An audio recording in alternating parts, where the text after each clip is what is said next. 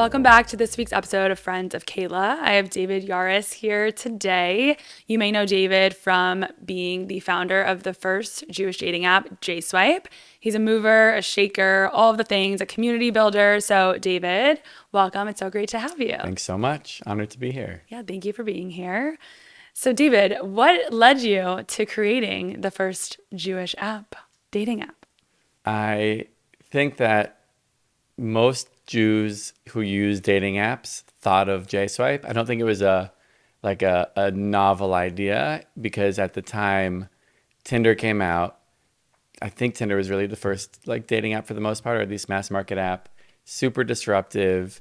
Jewish people were on it. It wasn't yet fully like the hookup app it became. It was just a very efficient, effective way of meeting new people. But if you cared about marrying someone Jewish or dating someone Jewish, then it was just a little uncomfortable because there was no way of really knowing. There was no way of filtering.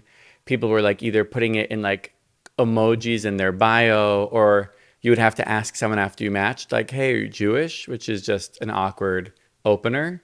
So I jokingly say, but I don't know if I'm really joking about it, that I think most Jews on dating apps at the time thought about JSwipe. We just did it. We executed, and yeah, And that was in 2014. So yeah, you've really like been at the forefront of modern dating and seen it evolve in the last 12 years.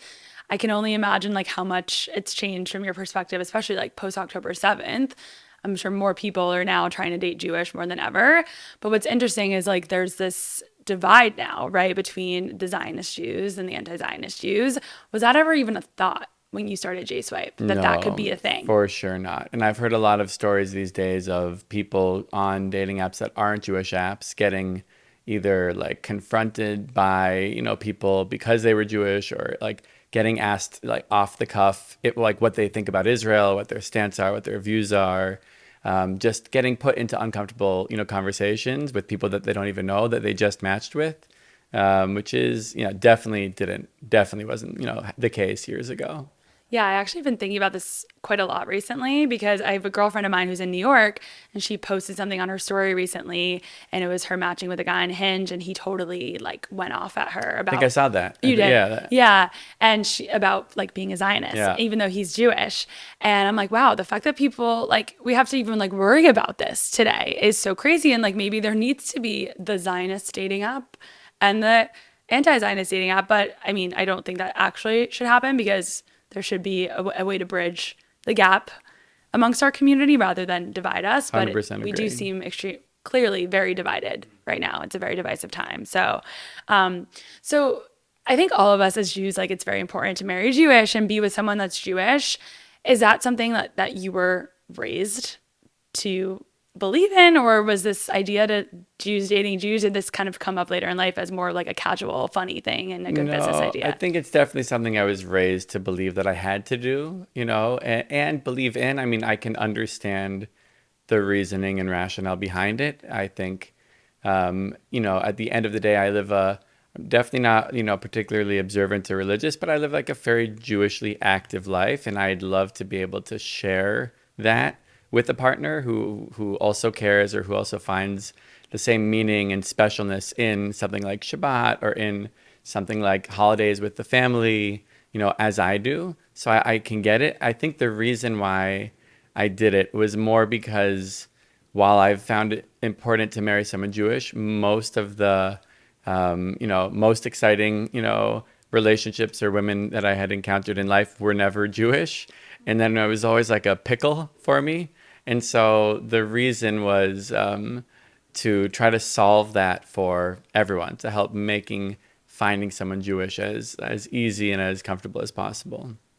It's so funny that you mentioned that because I do feel like a lot of us maybe that aren't as like connected to our Judaism or just aren't as religious. I don't know. Maybe it has nothing to do with that. But for me personally, I know speaking from experience, like I didn't grow up as connected to my Judaism. It was really something I rejected growing up. And I was a little bit ashamed to be Jewish because I didn't want to be the other. And I experienced some anti-Semitism growing up and just didn't grow up in a very like religious area, household, all of the above. So I often I really dated non-Jews up until I was 27 years old, so up until a few years ago. and it was never important to me. And it's like funny that you said that, because I can totally relate to like the being like the rush of almost like you're doing something mischievous, doing something that you're not supposed to be doing. So it seemed way more exciting than dating like the nerdy Jewish boy, you know? Totally. And the whole essence of JSwipe when we launched it, and I think one of the reasons why it found the success that it did was that it was never like a super Jewish app, or like, as ironically, I mean, of course it was JSwipe and it was a Jewish dating app, but it was never like go do more mitzvahs, or like we had no agenda Jewishly other than helping people connect with other Jewish people. And I think that was, really what helped much of our generation who broadly aren't as engaged Jewishly, aren't as affiliated, aren't as observant, aren't as active, feel comfortable on a Jewish dating app, because it wasn't like trying to, get you to do more things. It was just like, oh, if you care about meeting someone Jewish, here you go. Here you go. Here's an easy way to do so. Yeah. No, JSwipe was such a moment in time, and it's so fun to be here, like talking to you about this in the era that we are now. And I come from a world where, like, a few years ago, my friends and I were on Locks Club. Like, that was the new cool Jewish dating app. Like, I don't think I was ever on JSwipe. I was like a little young to be on JSwipe because that came out when I was in high school. But being on Locks Club, which I'm sure you're familiar with. I invested. You invest in Locks Yeah, Club. yeah, Okay, yeah. And Locks Club is all about connecting Jews, and they also did events. And now I feel like where the modern dating world lies is really like getting face to face. So what's been your experience, like professionally or even just personally, with curating spaces and places outside of a phone for Jewish people to connect? My favorite thing to do is to throw large scale, really, really like high production value, beautiful, vibrant, fun, cool, connected Jewish experiences. I heard Like, about your Sukkot party, yeah, I mean, David. it was so special. Where was that? That was in our backyard, and in our well, we had two. We had one. It was actually kind of eerie. We had one 2023 October 7th weekend was the first Sukkot Magic, it was called. We had that actually in Homestead, Florida. It was like a 3-4 day like immersive like stay on property weekend. That was incredible. And also obviously October 7th, that happened like right in the middle of it. So it was a wild way to be together with like 100 something friends and sort of share that experience. And then fast forward 2 years, we the next time we planned, Sukkot Magic was then this last year, again on October 7th, which is, or I think around October 7th, or maybe on, which is when the hostages were all released. So it was this wild sort of full cycle experience, but it was very, very special. We had about 180 people for Shabbat dinner, on this like beautiful long table, like seated like Moroccan style, like dinner, out in a sukkah. We bought the intention was to build the most beautiful sukkah I've ever could possibly imagined. And so I did all of the things, and there was a lot of, it takes a village for sure. I had a lot of incredible people helping, but we really did it. We like brought like stunning Sukkot designs or like decorations from Morocco. We brought like the extra special palm fronds, like the big skach from Florida. I had to have the big skach because it was like, it's just beautiful. So I had someone like drive it up from Florida to make like the most beautiful sukkah ever. And then, because as they say, man plans, God laughs, after the most beautiful Friday night dinner, it started pouring rain Saturday morning for the rest of the weekend. So we had to move the rest of like the weekend programming inside, but it was very special. Anyways, to answer your question, I love bringing people together. For me, it's also important that it's not just Jewish people. So I'll do these like reimagined Jewish holidays. So like big, like Rosh Hashanah. We had a big, beautiful Rosh Hashanah. We had artists, like musicians and singers and all these different sort of practitioners from all around New England come together. We had, again, a couple hundred people. It was like a beautiful reimagined Rosh Hashanah experience. We did it for Sukkot. We did it for Yom Kippur a couple years. But it's important to me that it's Jewish and not Jewish people alike. Also for the Shabbats that we have something called Lo-Fi Shabbat, which is like a fun, cool, like vibey Shabbat. And then for years I was working with a dear friend Chai on something called Tribe, which also does these like really, really stunning Shabbat experiences across the country and across the world. But the core essence to me is the blending of like Jewish and not Jewish people in a modern Jewish experience. Because when so much of the world right now thinks Jewish people are bad, like to give people an experience where they can understand like the essence of Judaism and like the goodness and the light that, you know, it is, that's really important to me. How do you bring those non-Jewish people into your orbit? We have like a host model where we'll have like 10 hosts or so who are each designed to have like be from different bubbles of community, or have their own sort of networks and worlds, and then they're tasked with bringing some people in. Also, I think over the last just, you know, over my life, I have many dear friends who are not Jewish, many friends who are Jewish, and so it just, I think Shabbat is like the hottest Friday night activity for generally America right now. Like not just Jewish people. Like Shabbat's popping right now. It's having a moment. Shabbat is having its moment. That is It true. really And is. you see all the like celebrities, like the non-Jewish celebs going to their celebrity friends Shabbat dinner and like posting about it Totally. now on TikTok. Like it actually is Shabbat is trending. But to your point about the evolution of dating or dating apps, I mean, there was app, you know, revolution where it was disruptive and everyone, you know, there was a moment in time, maybe 5 or 6 years around 2014. So around that time where it was like, it was a thing. It still is a thing, but it was really a thing. Then what happened was there was just burnout there. And no one likes having the same conversation over and over again. You're just chatting with strangers. There's this idea of like optionality or the paradox of choice. Apps solved a sourcing issue, or they solved like a lead gen issue, meaning possible dates. Like technology solved possible dates, meaning you could be at home, you don't need to go out, and you could theoretically have access to singles across your city or the world, depending on the app you use, and like find someone to go on a date with. So that was really what was transformative about mobile apps or Tinder, and then like the next generation of apps that came from that. But that created a choosing issue because then everyone had a plethora of options, and then it created something called like referred to as like swipe culture, which is like you go on one date and someone has a freckle you don't like, a swipe left, or like all of these little things that for generations would never have been like a reason to not go out again or to give it a shot became, you know, it became, people became disposable in a way that's really sad and, you know, unhealthy as it relates to actually helping people find someone. So for a while I've said, here's an idea for your listeners, but for a while I've said, people don't need another dating app. We need apps that actually help you date, or like we need tools or technology to like help people like go further down exploring or connecting with someone. I don't know if you know or have heard of like I think it's the New York Times 21 questions for love. Have you heard of this? Oh, So okay. like Yeah. apps that like help, or tools and technology to help people like deepen or like get vulnerable or Or connect. But card games. There's so many great like question totally. games online. Esther People Perel just has one, like yeah. famous like sex.love, you know, relationship coach has one called Where Should We Begin? Yep. That's a good one. But what we're seeing now, and I think you kind of sort of teased this, but certainly in the Jewish world um, is an explosion of offline activity. I mean, there are Shabbat clubs popping up everywhere, which are fun ways for people to connect offline, in person.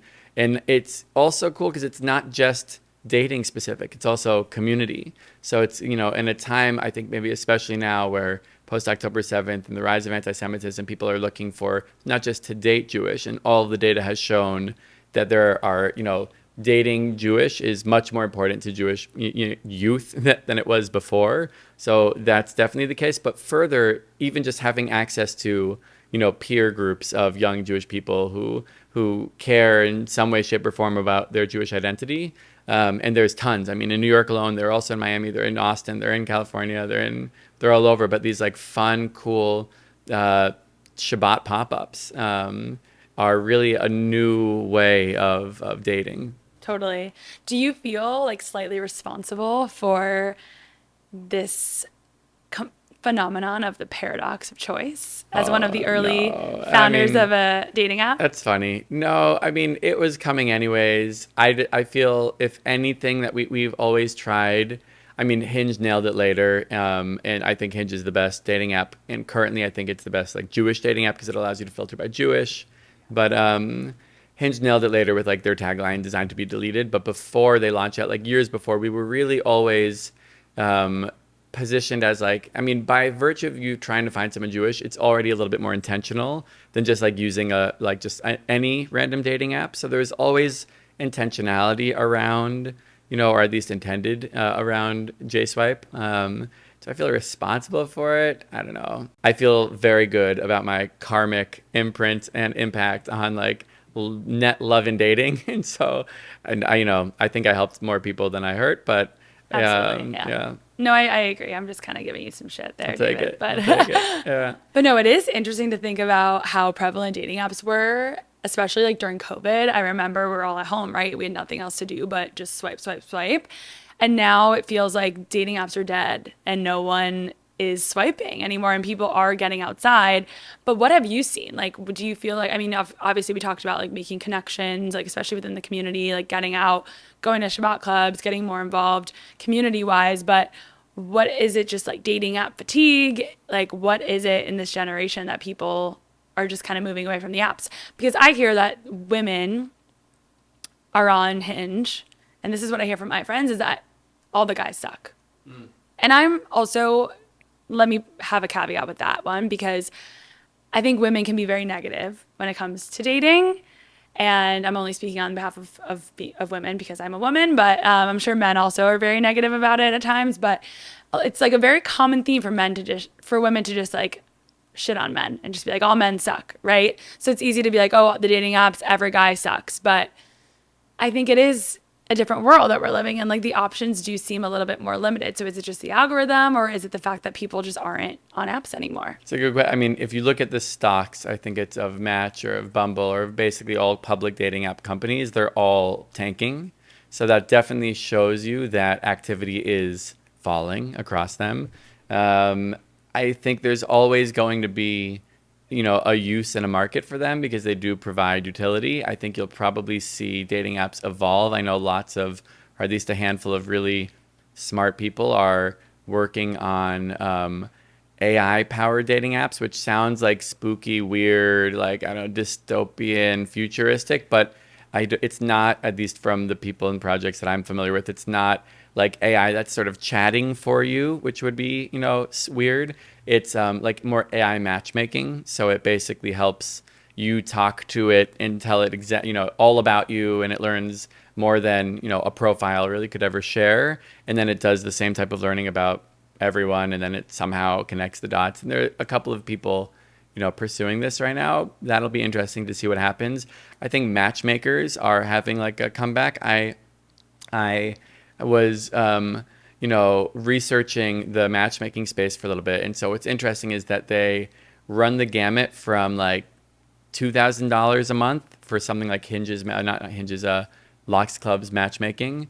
And then there's like $15,000 a month, and there's like not a month, sorry, $2,000 like matchmaking service for like 6 months, $20,000, $40,000, and it's crazy. And I don't really know what young people really could afford that for the most part. B, how effective it is, but you're starting to see like celebrity matchmakers in like the young Jewish community pop up and be around. So that could be interesting. I think the apps will always be here. I think hopefully they evolve to meet the time, and maybe we see new market entrants and we see new cool things happening. I don't know. It's hard to say. Yeah.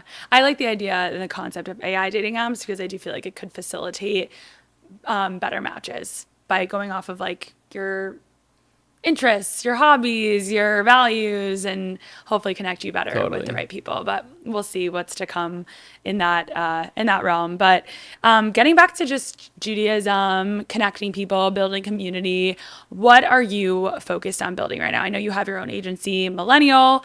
You're working a lot with Birthright. You're doing a lot in Israel. Like, tell me more about how you're connecting the Jewish community post JSwipe. You got it. So I've been doing Jewish, let's call it marketing projects for a long time, helping Jewish organizations, with digital marketing or with design or with, programming. And that's sort of been something I've done for the last 10 years. But more recently, over the last year or so, I've launched something called the Jewish Future Project. And the Jewish Future Project is an umbrella for a couple of different initiatives, something called the Jewish Future Summit, which hopefully you'll be at some point, where we are gathering all of like the young movers and shakers and creators and makers and innovators in the Jewish space who are mostly outside of the system. Like they're not part of the federations or foundations. They're people like doing it on their own and doing great work, but struggling to like scale because they're limited based on,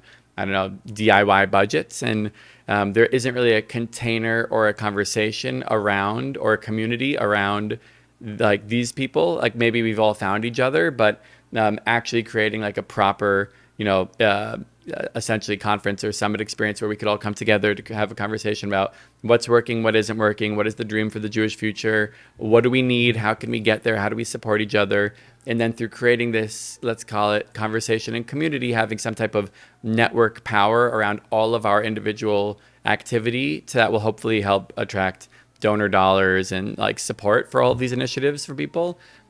Jewish Future Fund, which is how we would fund people and collect the money to then fund the most innovative Jewish entrepreneurs and innovators and activists and people and creators, et cetera, and people like you. And then something called the Jewish Future Agency, which is what you're referring to. And Jewish Future Agency is basically based on the premise that I've been in the agency world for, ever, for the last, let's say 15 years, and not specifically Jewish related. And it's really hard for me to see that Jewish organizations, by and large, usually look like they're from 1990. Like they look like they're AOL.com era websites, and they may or may not be mobile optimized, and their designs are horrible. And it's sad, and it's not all, but it's unfortunately most. And I think a core belief of mine is like there are things in the world that we can control, and there are things that we can't control. And we can't control, the crazy protests that are happening on college campuses, or like the mass, I don't know, stupidity of so many people who like are learning from Instagram and TikTok their history and all. Like there's things that we can't control. We can maybe influence it or poke it, but but there's things that we fully are in our control, which is how we portray ourselves to the world, how we articulate ourselves, how we are designed, and being sort of best in class from a design and creative and media and marketing standpoint is, in my mind, at this day and age, especially with everything that's happening in the world, with Jewish people, there's no excuse to not be best in class. And so the Jewish Future Agency is an initiative that brings like the best design and marketing and media and creative talent who are also Jewish, but usually working at brands or agencies in like the secular world, to work on Jewish work, to work on Jewish projects, on Jewish organizations, on Jewish institutions and foundations. So to your point, we've worked for 12 years. Our longest and deepest running partnership is with Birthright. We do, the social media and recruitment and design and all the ads, if you see any ads, and media strategy, media buying, media management, all these, and a suite of, things that, for them. We also do some work with the President Office of Israel, Isaac Herzog's office. We do something called the Voice of the People, which, by the way, you should check out. It's very cool. It's essentially a presidential think tank, an incubator of Jewish ideas by recruiting 150 people from around the world. There's a new cohort that they're going to be recruiting in a couple of months. And so it might be interesting for you or some of your people if they care about, I don't know, connecting with Jewish people to create Jewish generative solutions for the biggest challenges facing the Jewish world today. That's an interesting one. We just finished a project with Honest Reporting, who I love. They're great on social media. If you follow them, if you don't, they're a great follow. Anyways, large scale Jewish organizations to help them be best in class, to help make sure that their design is beautiful and their social and digital strategy is like buttoned up. And that's what I'm working on these days. Yeah, you're doing so much here from the United States, from the diaspora, to help not only our people in this country, but to help people abroad and people in Israel. What are you doing to get back to your roots in Israel? Do you frequent Israel? Do you take trips there? What is your connection look like? I go there at least once a year, probably usually once or twice. Okay. I stay for at least a month-ish. I go for work and then also extend and enjoy and see my friends and just have a great time. Luckily, I'm blessed to be able to, work from anywhere. And so I'm able to, work digitally, remotely from Tel Aviv and Jerusalem sometimes, mostly Tel Aviv. And what am I doing to get back to my roots? Hopefully spending a couple of months there this summer. My plan is, to spend some proper time. Hopefully it cools down and yeah, that'd be great. What's your connection to Birthright at all? Did you actually go on a Birthright trip? I went on a Birthright trip in 2008. So, okay. Wow. Oh, wow. Wild. I know. I'm that's almost 20 how long ago was I don't that? know. Let's not even think about it. 18 years And ago. I went on a birthday trip in 2008. It was the year I graduated college, and I brought all of my friends with me, all of my Jewish friends. So we had like a bunch of friends come together on a trip. It was amazing. I had the best time. Is that your first time going? I think I might have gone for like a bar mitzvah or something before, but it was my first like proper trip in Israel for sure, my first organized trip for sure. And it really, I mean, it really impacted me in the way that I think it gave me my first global Jewish experience, not just being in Israel, which of course is a global Jewish experience, but more that I went to something called a mega event, and a mega event happens every, once or twice a year when they have like the most amount of buses or trips from all around the world in Israel at the I was there time. for that on And my so birthday they trip. put on Oh, like a the massive best. sort of like mini festival, concert, celebration, In rally. Jerusalem, They, right? they, they have them all over, but I think mine was maybe in Jerusalem too. But I remember being there, and I remember just for the first time. I mean, maybe it's like a broader version of summer camp, where like Jewish summer camp, you have like friends from different like cities around the states or whatever. But I just remember being in this like massive like open amphitheater and having thousands, maybe definitely hundreds, like I think maybe thousands of other like kids from all around the world that were all in it together, and like having this shared experience, which was such a cool way to like feel, it's like experience what a global Jewish community is like, because it was kids from all over. It wasn't just like Americans or Canadians. It was literally like people were everywhere. And I remember just like walking around in the hour or two before they let you just mingle, and just meeting other Jews from all over the world was such a powerful experience, and it like imprinted me so so profoundly, that I think that it was a big catalyst for my like Jewish work. And now I focus a lot on the global Jewish experience, and connecting. I mean, with JSwipe, it took me really around the Jewish world. I was in different cities around the world, around like different Jewish communities, like every weekend, speaking with them, connecting with them. I think it also made me fascinated. Like, I love traveling very much, and one of my favorite things to do is to travel to Jewish communities around the world. So whether it's in like Morocco or India, I just got back from India, and I went to like the old synagogue there in a place called Jewtown on a street called Jew Road. Wild, but I think Birthright really gave me my first experience of like global Jewish community, and how special that is, and how unique it is, and I think from there, it's become a big part of my life. Yeah, and that's it's coming from someone that grew up in a very prominent Jewish community in Miami, and now as someone living in New York City, it's still every experience like going to Israel is still so unique, no matter like what background you come from. And I think that's what's so special about it, because people can come to Israel when they live in a town where they're the only Jewish person in their entire school and just feel immensely connected, or someone like yourself could grew up in a heavily populated Jewish community and still feel that much more connected by being there. It's just the most special, unique, indescribable experience that I think you can only feel when So you're it was also one on of the the most ground. epic trips of my life. I then extended with my best friends, lived on like a hostel rooftop for like a few weeks. It was called Hayar Cone 48. It was this like sweet hostel that like everyone who's extending from Birthright like went to this hostel, lived on the rooftop for like 30 shek like for a night on this little pad, and then we went with my friends that I was on Birthright with, to like Turkey, like Egypt, Jordan, Cyprus, and Greece, all from like a 5 week crazy like extension period, but like backpacking style. It was just such an epic trip, that it probably also is a big cementer of like just how much I love traveling. Because I think it was one of my first like major trips in life, for sure. First trip like that, where Israel for 2 months, and then traveling around.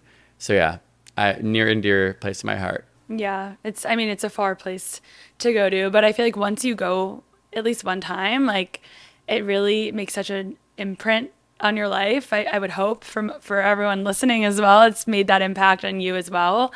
And it just makes you want to go back. And I think Birthright is one experience, right? But then it's different to go back when you have like friends there and you're meeting people that actually live there and experiencing the everyday life. I know for me, like when I went on Birthright, I had graduated college and had, of course, the best 10-day experience. But then years later, I went back as a 26, 27-year-old right before October 7th and stayed in the heart of Tel Aviv with one of my best friends who had made Aliyah, and got like a real what it was like to live as a Tel Avivian, like the everyday life. And I think, if you're able to go back and experience what it's like after a 10-day journey, I think that's all the more impactful. So, well, David, on that note, do you feel like being Jewish, that statement like has changed for you at all in the last few years? The statement of being Jewish. Yeah, like what does it mean to be Jewish to you in today's day and Wow, it's age? so crazy. What does it mean to be Jewish to me? To be a part of a community, to be part of a history, to be part of a tradition. I think I'll paraphrase something that I actually learned in Israel, many years ago, when I asked the question around like why is it important to be Jewish? And someone said to me, a guy named Daniel Gordis, really like an author. His books are great. And he said to me, he's like, when there's something special in, at Friday night dinner, Shabbat with his family, when like the little kids are around the table and his friends are there and he, is standing there like doing the kiddush and knowing that, his great grandfather was standing around their Shabbat table with their family and their neighbors, like doing the kiddush and then like blessing the children, and knowing that hopefully his great grandchildren will be standing around the table, with their family and their, friends doing the kiddush and blessing the children, and that type of connection, with history, with heritage, with a peoplehood, is really, I mean, it's just deeply special. And it's something that we are uniquely gifted to have. And at the very least, Judaism invites us to ask questions, right? So, we're encouraged to poke and like grapple with God and all of these things. So it's natural for, people who do, and encouraged. But to me, what it means is like a connection to a peoplehood, to a history, to a heritage, to to my ancestors, and hopefully to like my like future generations of people. Yeah, very special. And I mean, it's so interesting because pre-October 7th, like assimilation in general is like all-time high. People are like the least engaged that they've been in a long time. And it's wild to think about that. We're really only, I think, one, maybe two generations in to where being Jewish like could even be a choice for Jewish people, because for sure for most of our history you couldn't choose whether or not you were Jewish. Like you were Jewish. You were either persecuted, prosecuted, you were expelled, exiled, you were pogromed simply for being Jewish. And now I get and I don't remember, I should actually know these dates. I don't know them, but like it was only in our parents' lifetime that like America had laws that were removed about like no Jews here, or no, you can't use this building, or like that was just in our parents' lifetime. So even as recent as one generation ago, like there wasn't choosing to be Jewish or not. And I think that like the idea that our ancestors fought and lost their lives, so that we could be Jewish, it's just a special thing. And then what to do with it and how to integrate it and how to interpret it, that's for each person to, figure out on their own, or to have their unique and, individual relationship with their Judaism. But that's what it means to me. Yeah, no, you're absolutely right. I think it's to each their own. You can make it what it is for you, and that's what's beautiful about it. And it's not going to look the same for everyone, but at the end of the day, we're all Jewish, and we have that in common, and we're 0.2%, and that's what's important. And we are choosing to be representative of the Jewish people, and carry that legacy on for future generations to come. So I think there was something that it took me only until like I don't know, later in life to realize, but once I learned it, it kind of changed my Jewish experience, which was, I grew up like I consider myself like a Jewish mutt. Like I grew up kind of Reform conservative. Then my parents became more observant when I was like when I was 6 in like a Miami Beach community. Then I went to Catholic prep school, long story. Then I went to technically Episcopalian. Then I started the mitzvah club in college just because I felt like to do something that was important. Then I moved to the Upper West Side where I started keeping Shabbat again. Then I left anyways, roundabout journey. But it wasn't. But when I look at why, it wasn't until cliche. It wasn't until going to Burning Man and going to Burning Man Shabbat and like experiencing like one of the most like beautiful, like spiritual, universal, connected, like inclusive, like with all different people of all different backgrounds, Jewish experience that I've ever seen, which was like Shabbat dinner at Burning Man. That I realized that we don't like. I feel like one of the reasons why so much of our generation isn't engaged or involved or is kind of I don't know, doesn't resonate with them is because of a belief that we have to choose one of the options that we grew up being served with. And I feel like we were, the way that I think about it or talk about it is, I feel like we were served like chocolate, vanilla, strawberry, choose with the different types of Judaism. Like these are models that have already existed. You could choose to either be this or this or this. And then much of our generation is like, I don't know if I want any of these flavors. And instead of realizing that we actually have permission, or I gave myself permission as after I saw it modeled, to like make a smoothie, like make your own Jewish experience that blends things that are important, like different things and different ideas, and you create your own Jewish experience and way of practicing and way of connecting. It wasn't until like I saw that and then I gave myself permission to do that, that I then started creating Jewish experiences that were like super vibrant and that lots of people resonated with. And I think that, something that I would hope is that more people also realize that we don't need to choose like chocolate, vanilla, or strawberry, but we could actually make whatever type of Jewish experience we want to have and invite people to it. Yeah, absolutely. I mean, more traditional Jews probably would disagree with you, but Totally. I am totally on the same page as you, as someone that didn't grow up religious or connected to my Jewish identity. And I light Shabbat candles every Friday, but does that mean I'm keeping Shabbat? No. I like take a little bit of this, take a little bit of that, and do what feels right for me. Yeah. And that's how I want to practice, and that's how I encourage others to practice, but it's to each their own and whatever makes sense. And like you said, you gave yourself permission, as did I, to make those choices and how I choose to live a Jewish life. So Totally. Beautiful. yeah, it's whatever speaks to you, in my opinion as well. But David, thank you so much for being Of here course, and for with the pleasure, with conversation. love. Thank you for having me. Yeah, thanks so much.